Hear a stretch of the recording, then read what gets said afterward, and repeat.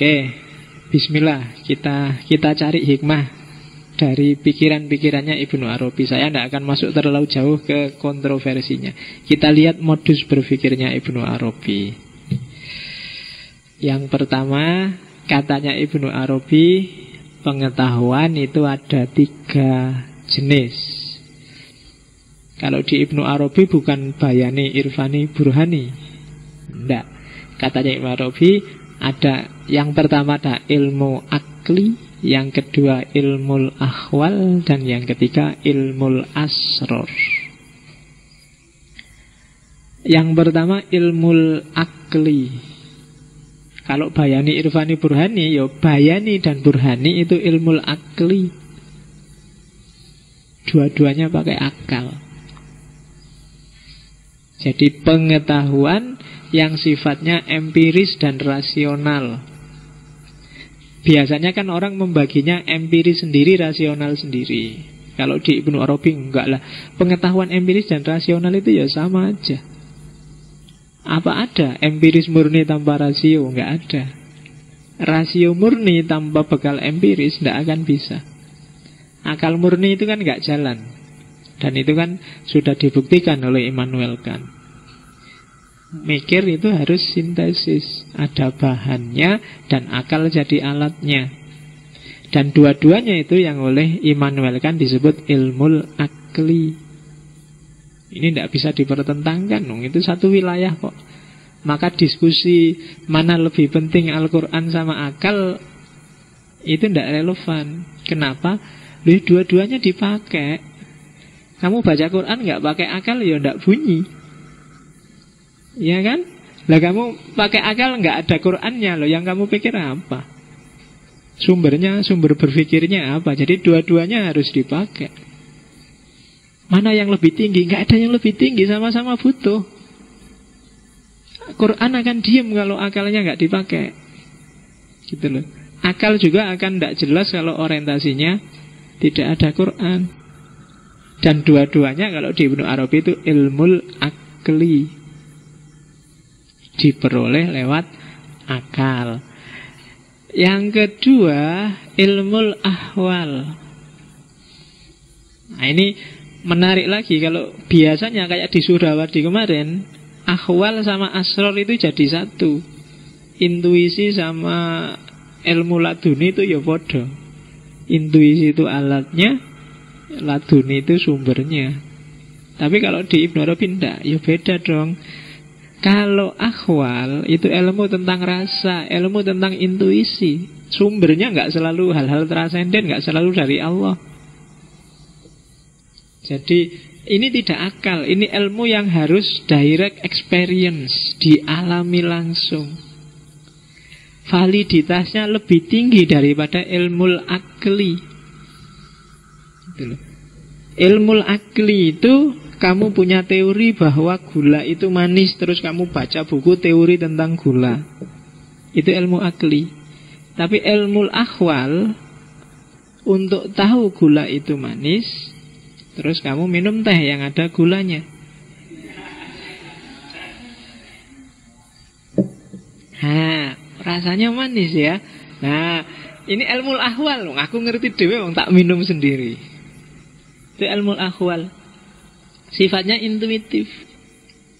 Kamu kan belum naik haji, maka pengetahuanmu tentang Mekah, tentang Madinah itu ilmu akli. Tapi mereka yang sudah nyampe sana itu ilmu akhwal. Sudah ngalami sendiri, sudah mengalami penyaksian batin, sudah merasakan. Validitasnya di atas ilmu akli. Apa sih cinta itu? Terus kamu baca buku tentang cinta, nyari puisi-puisi tentang cinta. Itu ilmu akli.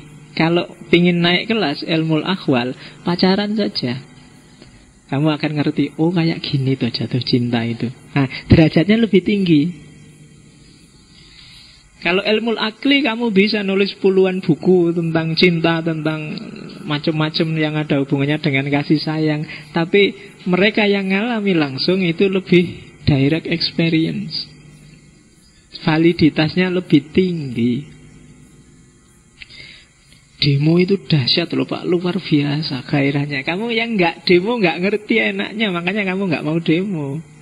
Mereka yang demo yang ngerti. Ya meskipun kamu kok di mana sih Pak enaknya demo, wong dikejar-kejar, dilempari dianu. Ya tanya mereka yang ngalami. Kayak gimana sih rasanya demo itu, dan penjelasan mereka lebih valid. Mereka ngalami langsung.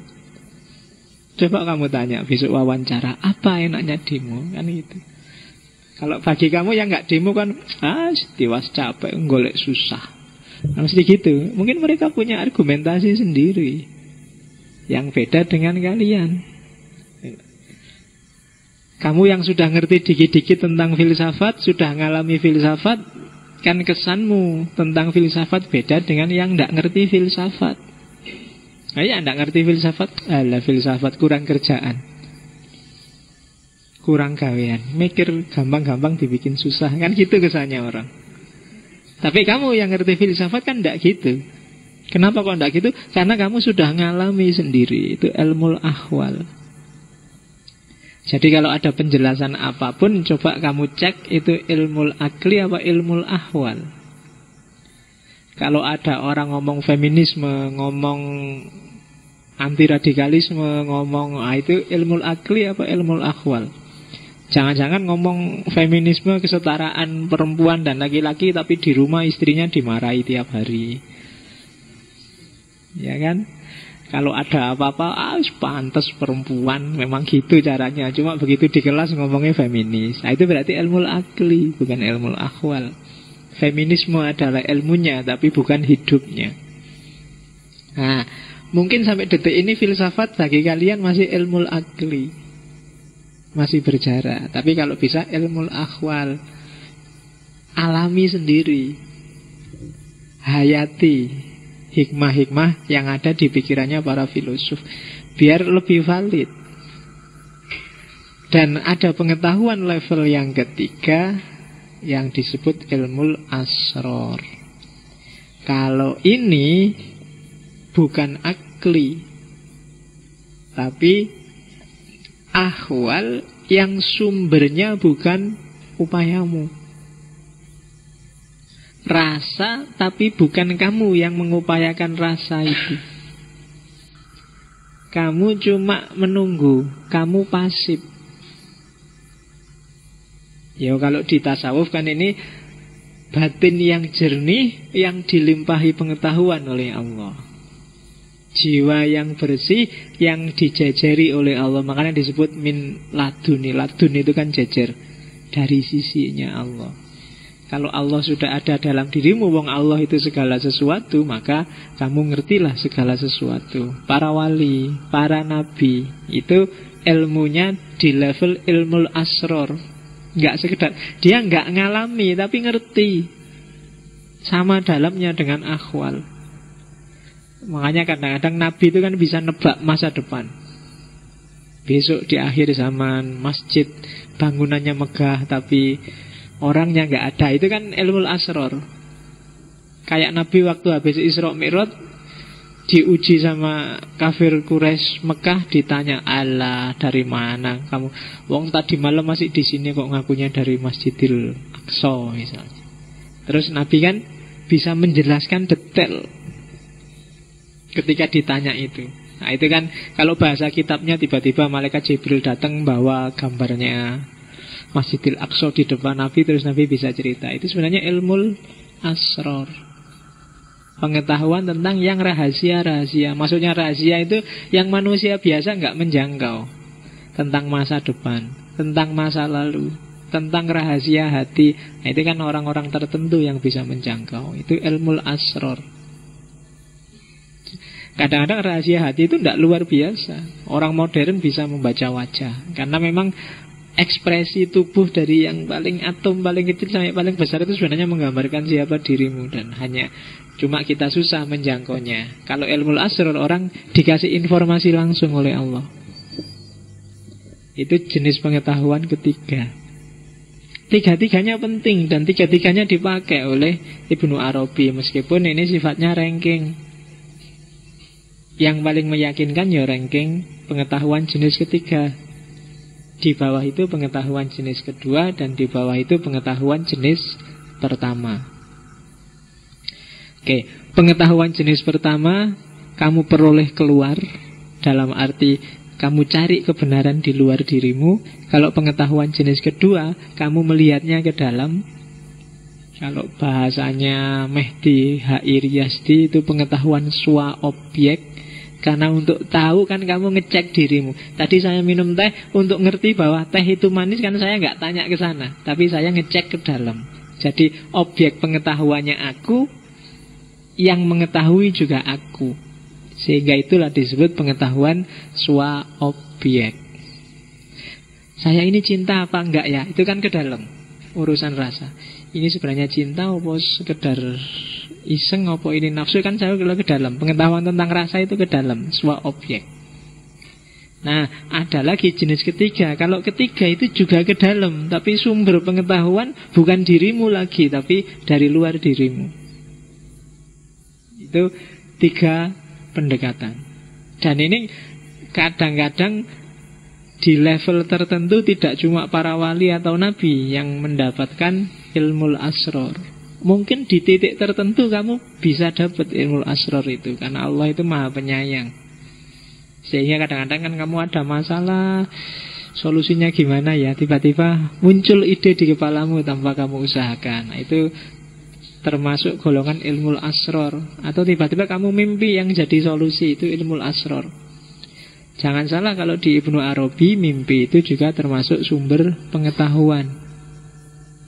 Dan Ibnu Arabi sering sekali mengalami ekstase melalui mimpi. Ibnu Arabi seorang sufi yang dikenal paling mudah untuk ekstase, paling mudah untuk kasyaf. Kalau orang sufi yang lain kan perlu riyadhah, mujahadah, baru kasyaf. Tapi kalau Ibnu Arabi bisa anytime. Bisa ngobrol-ngobrol gini tiba-tiba trance, kayak orang gak sadar. Itu Ibnu Arabi. Bisa tidur biasa tiba-tiba kasyaf. Tiba-tiba, itu istimewanya Ibnu Arabi. Meskipun bagi yang gak percaya itu jangan-jangan dia punya penyakit apa gitu. Tapi ada buktinya. Buktinya apa? Dia nulis sekitar 200 kitab.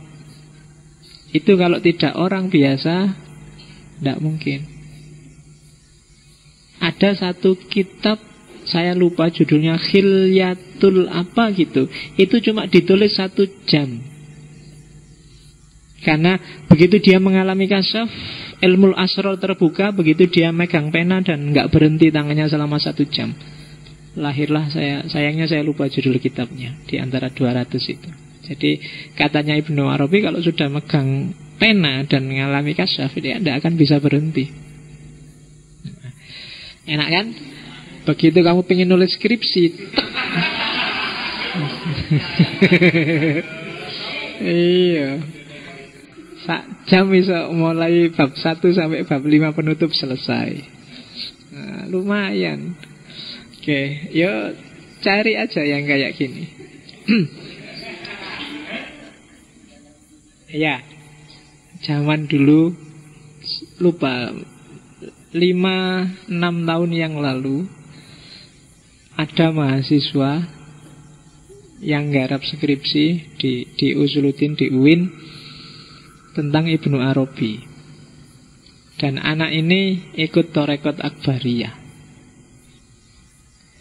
Nah, skripsinya itu bagus luar biasa.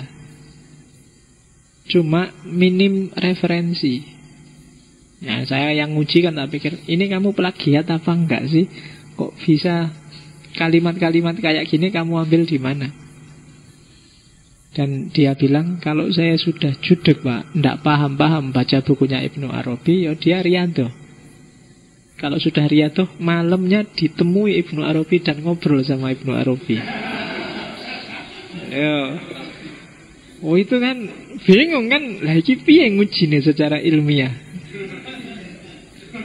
Tapi tidak pakai referensi. Dan dia nggak plagiat. Ya berarti paling tidak kan tak anggap ya wis Ibnu Arabinya nanti, yang penting itu pikiranmu sendiri nggak jiplak dan bagus. Gitu. Oh itu kan alternatif. Kalau kamu sudah judek wis riyadhah wae. Siapa ngerti dapat ilham apa dapat apa lah gitu. Lumayan. Dan benar itu, jadi saya lupa tahun berapa itu ya. Dan memang bagus sekali. Ya meskipun dosen yang lain nggak percaya tadi, situ. Tapi memang dia ikut torekot. Dan setiap kali dia buntu, tidak paham-paham, dia melakukan amalan tertentu, riadah tertentu, dan malamnya bisa ngobrol sama Ibnu Arabi. Oke. Ya kalau diceritain enak, cuma begitu kamu ngerti riadahnya gimana, mungkin kamu besok-besok saja Pak, mesti gitu. Karena kadang-kadang kan riadahnya atau rekod itu kan agak berat, itu mungkin puasa, wiritan lah, nggak tidur lah, nggak apa lah, itu kan bagi kamu kan berat. Kamu kan siap nggak tidur kalau ada siaran langsung sepak bola aja kan. Di luar itu kan kamu males sholat. Oke, jadi itu jenis pengetahuan. Jadi jangan salah, ya selama ini modus berpikir kita hanya di pengetahuan jenis pertama atau paling jauh jenis kedua. Jenis kedua pun kita sering tidak percaya. Itu kan jenis pengetahuan intuitif, pengetahuan instinktif, itu kan kita sering tidak percaya. Kita anggap itu firasat, itu kan jenis pengetahuan kedua. Kita nggak peka di situ karena kita nggak pernah latihan, melatih ketajaman intuisi kita. Dan kenapa kamu nggak percaya? Karena memang kamu nggak melatih itu, sehingga intuisimu nggak bisa dipercaya. Orang yang intuisinya tajam itu bisa loh membaca mungkin hal-hal yang ini besok mesti kayak gini, ini besok itu bisa. Itu intuisi. Cuma modus berpikir kita selama ini hanya ilmu akli, sejak SD sampai kuliah. Dan di luar itu kan nggak diakuin cara berpikir ilmu akli yang oleh Barat sudah dikritik habis-habisan karena polanya agak positivistik. Oke, itu modus pengetahuan.